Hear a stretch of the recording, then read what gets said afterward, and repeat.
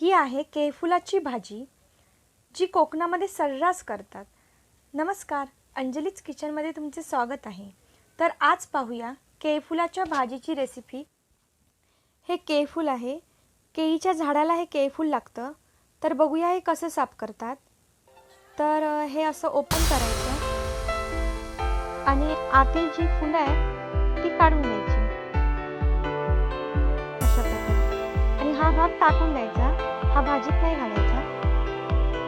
असं उघडायचं नाही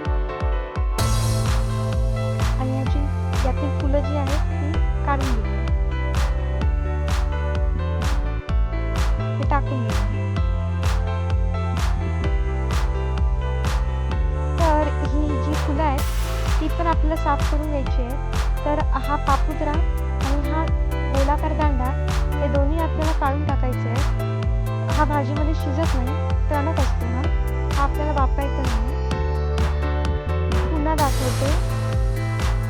हा एक भाग आणि हा गोलाकार दांडा हा दोन्ही टाकून द्यायचा. जेवढं सोलता येईल तेवढं सोलून घ्यायचं आहे आणि बाकीचं फूल एकदम बारीक कापून घ्यायचं आहे. या फुलाला बोंड पण म्हणतात.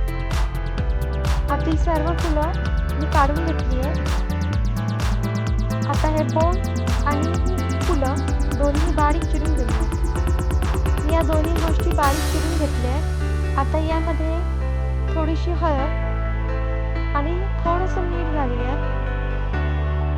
आणि यामध्ये पाणी घालून रात्रभर हे भिजत ठेवायचं आहे.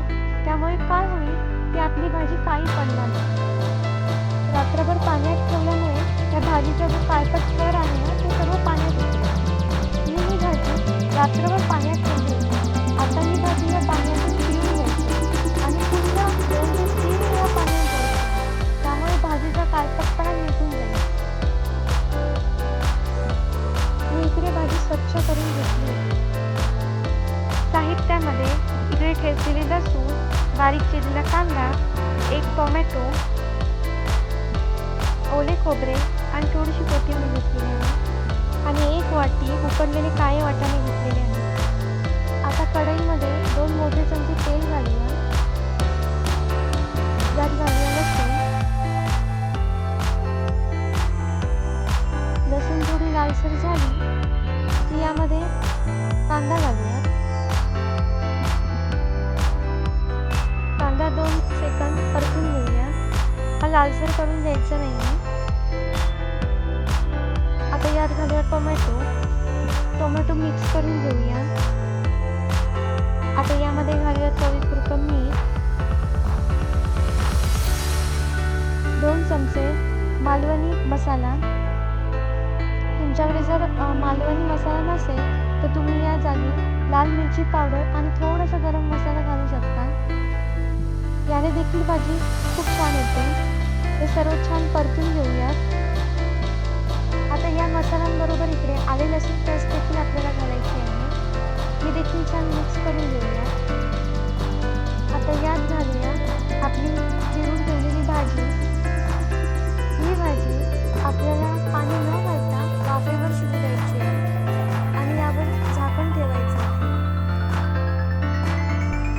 मध्ये मध्ये भाजी चेक करायची आहे, नाहीतर भाजी त्याला लागू शकते. 2 मिनिटं झालेली आहे. आता या उकडलेले काळे वाटाणे मिक्स करूया. तुम्ही या जागी चणा डाळ देखील घालू शकता. काळ्या वाटाण्यामध्ये मसाला मिळून यावा म्हणून थोडंसं मी यामध्ये पाणी घालते आणि 1 वाफ काढून घेते. याला मस्त वाफ बसते. तुम्ही बघू शकता मस्त भाजी दिसते. आता यात घालूया थोडंसं ओलं खोबरं. याला छान मिक्स करून घेऊया आणि कोथिंबीर घालून घेऊया. तयार आहे आपली केळफुलाची भाजी.